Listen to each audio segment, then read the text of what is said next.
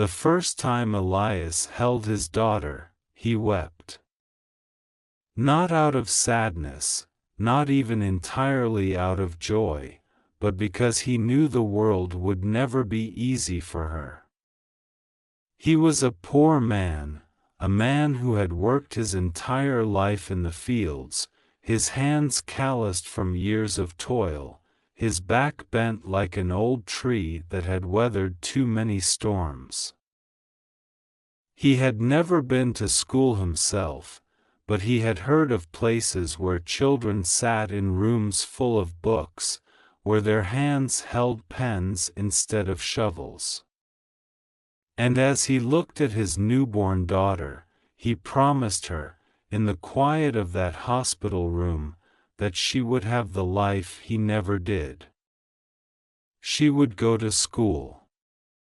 She would see the world. She would be free.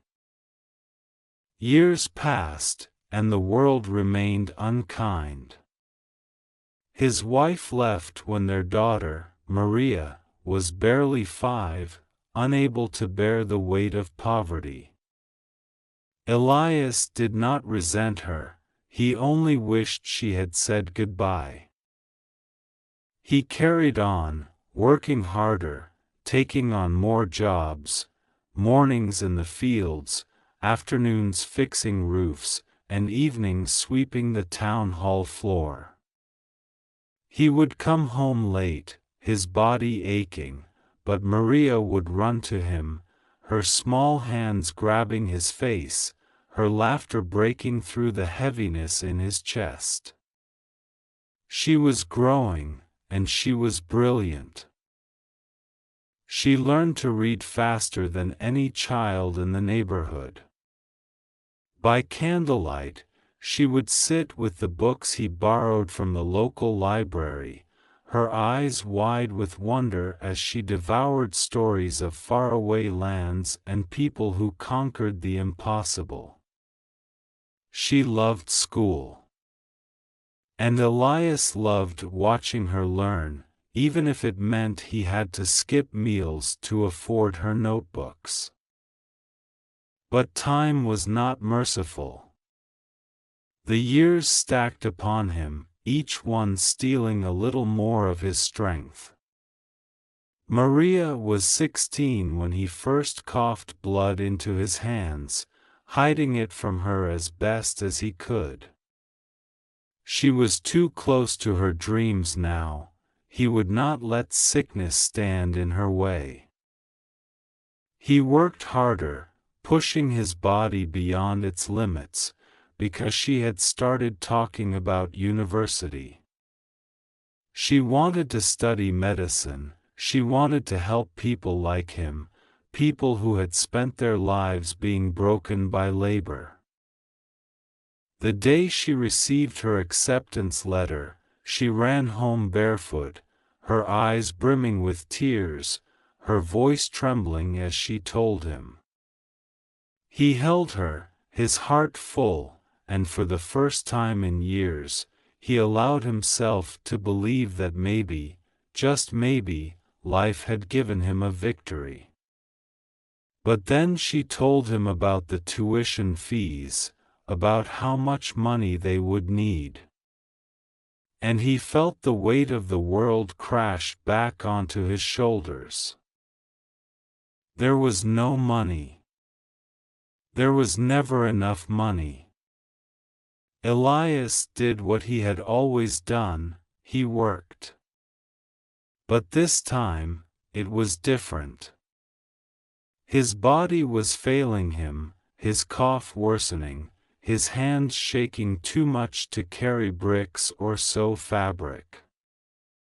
He begged for extra shifts, borrowed money from neighbors, sold the few things they owned. And yet, it was not enough. It would never be enough. One night, he sat by Maria as she slept, watching the rise and fall of her chest, listening to the soft murmurs of her dreams. He had nothing left to sell. nothing left to give. Except himself. He found a construction job in a distant town, one that promised quick money but carried great risk. It didn't matter. He signed up, kissed his daughter goodbye, and left before dawn, promising he would return with the money she needed. For months, he worked, his body breaking a little more each day. He endured injuries, hunger, exhaustion, every blow softened only by the thought of Maria in a university classroom, her hands holding textbooks instead of worries. He sent every penny home, refusing to spend even a little on himself, surviving on scraps, sleeping in the cold. His health worsened. The cough became unbearable, his vision blurred, but he did not stop. He could not stop. Then, one evening, he collapsed. His co-workers carried him to a hospital, but the doctors only shook their heads. His lungs were too weak, his body too damaged. He knew then that he would not be going home. With his last strength, he wrote Maria a letter. He told her he was proud of her, that she was everything he had ever dreamed of. He told her to never give up, to chase her future with the same fire she had in her eyes when she was a child. And in the final lines, his hand shaking, he wrote the words he had whispered to her on the night she was born. "You will have the life I never did.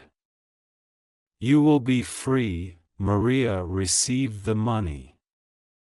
And she received the letter. She never saw him again. Years passed, and Maria became a doctor.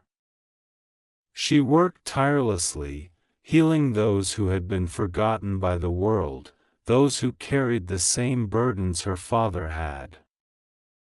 Every patient she saved, every life she touched, she did it in his name. One evening, she stood before a group of medical graduates, delivering a speech. She spoke of sacrifice, of love, of a father who had given everything so his daughter could stand where she was now. Her voice trembled, but she did not cry. Instead, she lifted her head, looked at the sky, and whispered, "I am free, Papa. And because of you, so are they." And somewhere, far beyond the suffering he had endured, Elias smiled. As Maria continued her journey, she established a foundation in her father's name, providing scholarships to underprivileged children with dreams like hers. With every student she helped, she kept his memory alive, ensuring that his sacrifice was never forgotten. One day, she visited the quiet village where she was born. Standing at the doorstep of their old home, now worn and empty, she placed a single flower at the threshold. With tears in her eyes but pride in her heart, she whispered, "I made it, Papa. And so will they." The wind carried her words into the sky, and somewhere, Elias rested in peace, knowing his love had built a legacy that would never fade. Thank you for watching. Don't forget to subscribe to get more interesting story.